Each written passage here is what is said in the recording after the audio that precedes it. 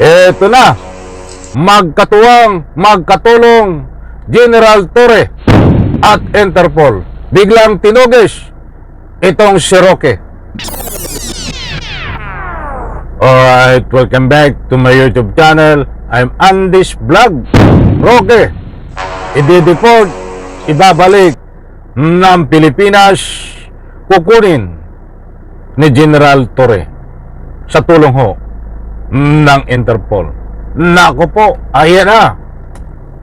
Hukayin ka na ni General Torre. Diyan sa iyong pinagtataguan sa gitna ng kahuyan sa Netherlands. Roque. Ay hindi na ho ito makakatakbo ng pakinding-kinding itong si Roque. Mga kaibigan, bibigyan ko po kayo ng latest update tungkol dito kay Roque, sapagkat umaksyon na po. Matindi ho ito pag umaksyon. Itong sinasaluduhan ko na sana ay mapili na PNP chief dahil siya ay karapat-dapat, itong si General Torre. Ito ang humuli kay Kibuloy, ito ang humuli kay dating Presidente Digong, at siyempre ngayon naman ay ang paghuli niya at pagkuha para ibalik sa Pilipinas, i-deport itong si Roque. Walang iba, palakpakan po natin, kagalang-galang at sinasaluduhan ko, General Torre. Palakpakan po natin. Magalit na kayo itong mga ayaw kay General Torre. Humanda na. Humanda na ang dapat tumanda. Alam niyo ho, ang kagandahan lang dito kay General Torre din, kapag ito ho ay naging PNP chief pa, hindi ito mag-i-stay sa kanyang opisina. That is my public opinion. Nakikita ko ho sa kanyang pagkatao na kahit ito ho ay maging PNP chief, ay talagang tutugisin po nito. Personal ang dapat tugisin, hindi yung basta nandyan lang ho naka-aircon sa kanyang opisina. Nakikita ko sa kanyang galawan mga kaibigan. Ala kayo, Roque. Eto, isang like muna sa video na ito kung nagustuhan nyo po. Sabay-sabay po nating i-like. At sa lahat ng hindi pa nakasubscribe sa aking maliit pa na YouTube channel, please subscribe. Maraming salamat po. Ay malapit na pala ang aking kaarawan. Sandali lang ho, kaunting commercial. Malapit na pala ang aking kaarawan sa May 29. May yung gusto pong bumati ay dyan po sa comment section ay pwede po kayong magpaabot ng anumang pagbati. Maraming salamat po, mahal na Panginoon. Maraming salamat sa inyo, making mga mahal na taga-subaybay bashers. Maraming salamat din. Eto po, ibabagi ko po sa inyo. Nakahanda na ang kulungan dito sa Republika ng Pilipinas, diyan sa City Jail. Walang wala itong VIP treatment kasama ng mga lalaki. Maraming kasama mga lalaki ito sa kulungan.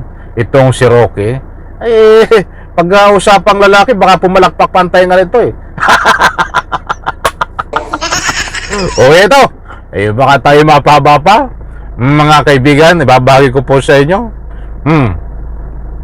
Babasahin ko po, mga kaibigan, itong resibo, katunayan na kukunin ng CIDG itong si Roque at i-deport pabalik ng Pilipinas sa pangunguna po ni General Torre. Nandiyan po, ipa-plus ko sa screen. Red notice versus Sari Roque, hiniling na ng CIDG sa Interpol. Sino ba ang hipip po ng CIDG? Walang iba ho kundi itong tagalang-galang si General Torre. Siya po ang humiling. Diyan po sa ika nga po ay Interpol red notice. Matindi ho po ito. Itong red notice, pag sinabi mo red notice, dahil ito po ay computerized, isang pindot lang ho ito, isang click sa computer ay mag-a-appear ho ito na nakasado sa red notice ay kailangang hulihin ng Interpol kung saan man naroon na bansa itong si Roque. Yan ho ang mangyayari kay Roque, mga kaibigan. Basahin po natin bago tayo magbigay ng anumang public opinion, komentaryo. Ito, buhat sa Pilipinas Today, at marami rin po nagtopic na nito. Nandyan ho sa screen, ipa-plus natin.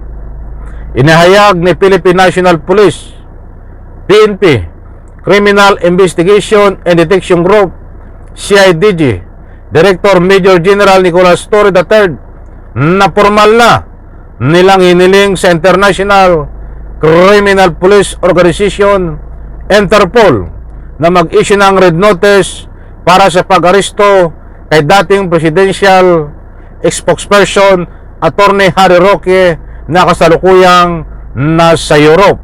Maliwanag po mga kaibigan, iyan ang pahayag nitong si Director Major General Nicolas Torre ng CIDG para sa lalong madaling panahon ay maaresto itong ika nga po si Roque. Ito pa, ang hiling ng CIDG para sa red notice ay kaugnay sa warrant of arrest na inalabas ng Angeles City Regional Trial Court, RTC, Branch 118 labang kay Roque na inakasuhan sangkot sa illegal Philippine offshore gaming operator Pogo Hub na sinalakay ng mga autoridad sa Porac, Pampanga noong nakaraang taon. Ito pa, tapusin natin ha. Si Roque kasama ang 50 iba pang personalidad ay pinaaresto ng korte dahil sa kasong qualified human trafficking matapos masagip ng Presidential Anti-Organized Crime Commission ang mahigit 100 foreigners at Pinoy workers na pirsahang pinagtatrabaho bilang scammer sa Lucky South 99 sa Porac. We are notifying the Interpol.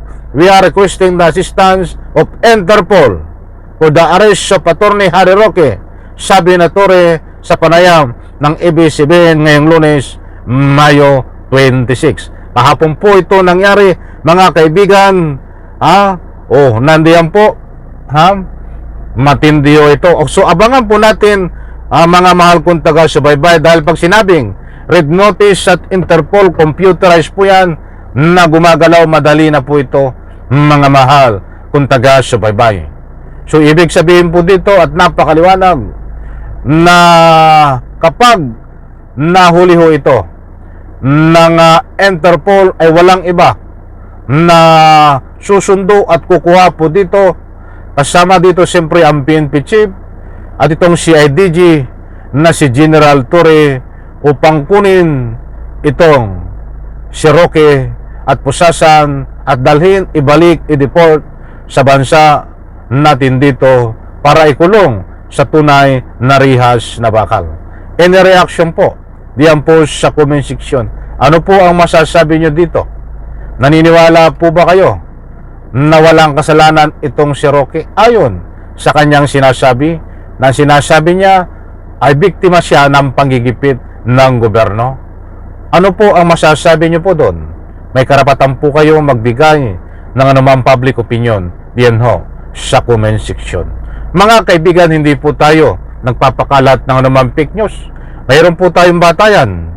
Ang maliwanag po diyan, kaya't data po at nasabi natin, nako, itong si Attorney Harry Roque, ibabalik ng Pilipinas, i-deport, kukunin ni General Torre. Yan ho ay katulad ng pinagbatayan natin sa ibinahay ko po sa inyo na mainit na balita.